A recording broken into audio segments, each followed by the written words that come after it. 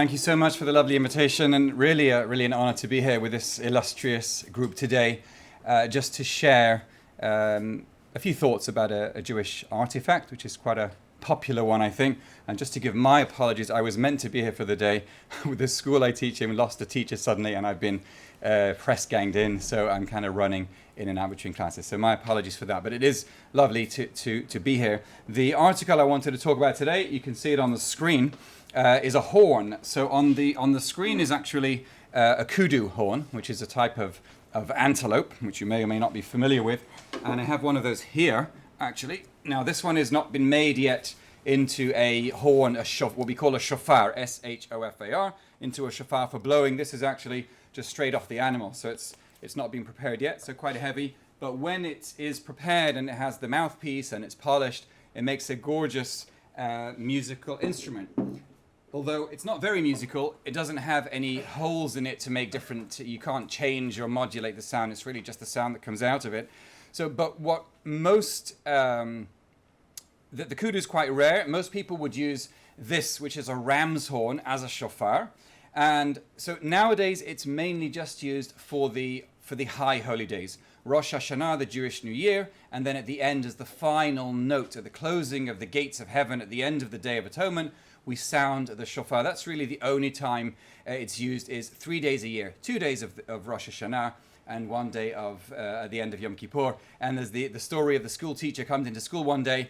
It's that season, and he's holding the horn behind his back, and he says to the students, he says, "What do I have behind my back?" And the kids don't know. He says, "I'll give you a clue. It's only seen in the synagogue 3 days a year." And one of the kids goes, "My dad."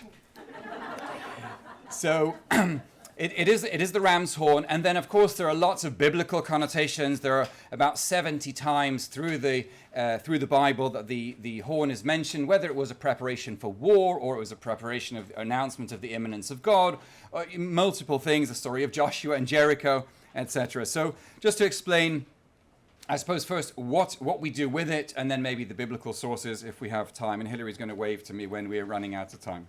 Relying on you for that, Hillary.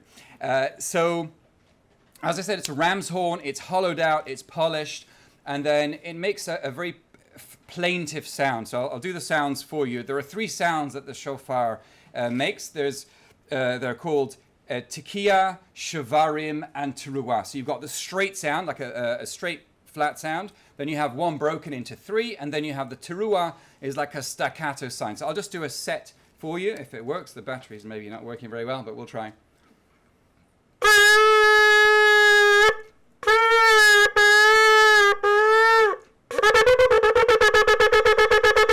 So that's the set of sounds, and it's repeated many times through the day of the new year, 100 sounds in total.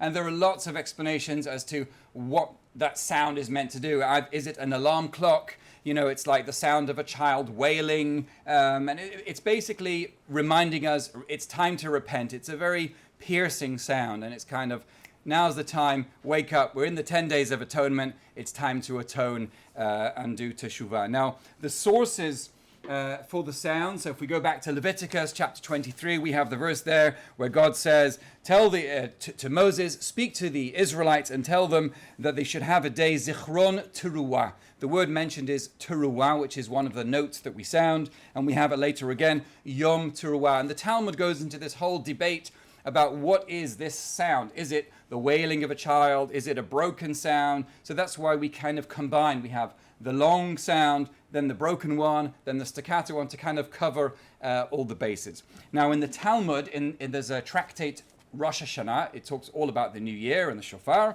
and it says as follows: Amar Rabbi Avohu asks the question, Lama tokin b'shofar shel ayil? Why do we use a ram's horn to make these sounds on the days of atonement?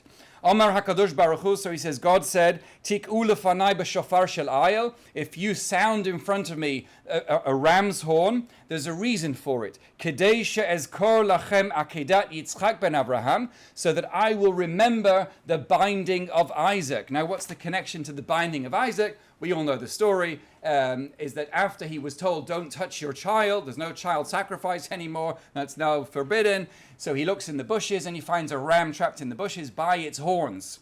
and sacrifices the ram. And so the idea that the Talmud is telling us is that when we sin through the year, generally, most of us, maybe not all of you here in the room, but generally, average humans, sin through the year, and then we have an annual cleansing day.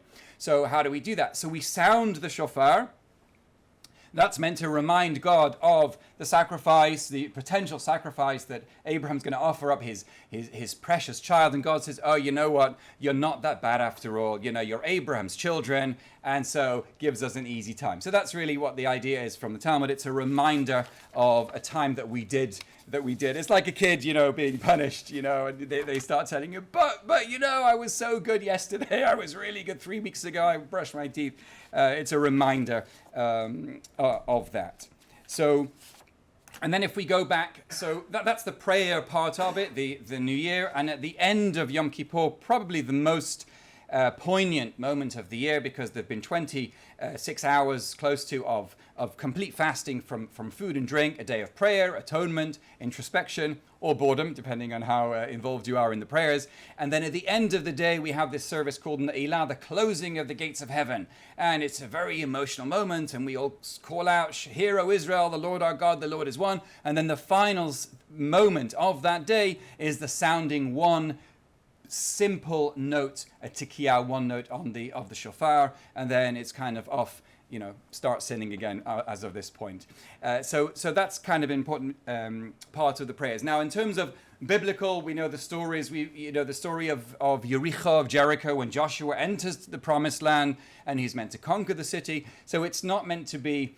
It's meant to be very visual, that the conquering of the city was not by might. It wasn't because there was a huge army. It was with the word of the Lord. And so they march around. There's this very evocative image that this army marches silently around the walls of Jericho, and they walk around once every day. And then on the final, after 7 times, the final day, they go around 7 times and sound the shofar. And there's this massive noise. The people shout, the shofar sounds, and you have this, the walls come crumbling down. So very evocative image of the power of the sound of the shofar.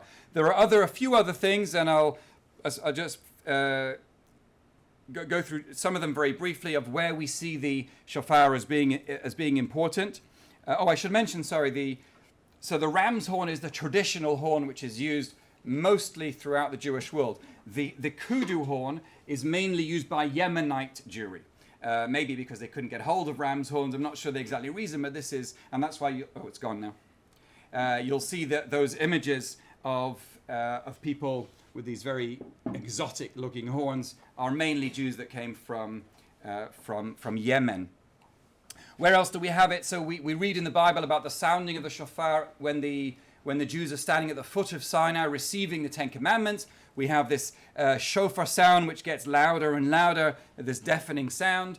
We know that the shofar is sounded at the beginning of the Jubilee year. So there's a cycle, the biblical cycle, which is so similar to the weekdays, 6 days of work and a day of rest. We also have 6 years of working the land and 1 year of rest, which is a year when the land lies fallow. Actually, this year in the Jewish calendar, the year that we just began is actually one of those years. It's called Shemitah, Shmita, and it's a year that the farmers are meant to just leave the land fallow, go and study, and hope for the blessings of God. Now, 7 of those cycles, it's all cycles of 7 days of the week, 7 years of the Shemitah cycle, and then 7 sevens gets you 49, and the 50th year is the Jubilee year. And the shofar was sounded, and that was kind of a reset for the entire land. Lands which had been sold went back to their tribes. Slaves were freed, debts were forgiven. It was a complete reset, which is a lovely idea that there's even if things are really bad, there's no money, you've lost your land, you've lost everything, you've kind of had to sell yourself as a slave because you can't afford to survive. At some point in the cycle, eventually, it will all be kind of cancelled and reset, and you'll be a free person with your land back. So that's just a nice idea. We have the story of Gideon, the biblical story, also with the shofars, and they have the torches under the jars, also to make noise, etc. King David marches with shofars. King Solomon was crowned with the sound of the shofar. It was used in times of danger for war. It was used in temple times. It was sounded every Friday afternoon to let people know that the Sabbath is approaching, and it's time to stop working and to get ready to prepare to welcome the Sabbath with your families and have that lovely family time.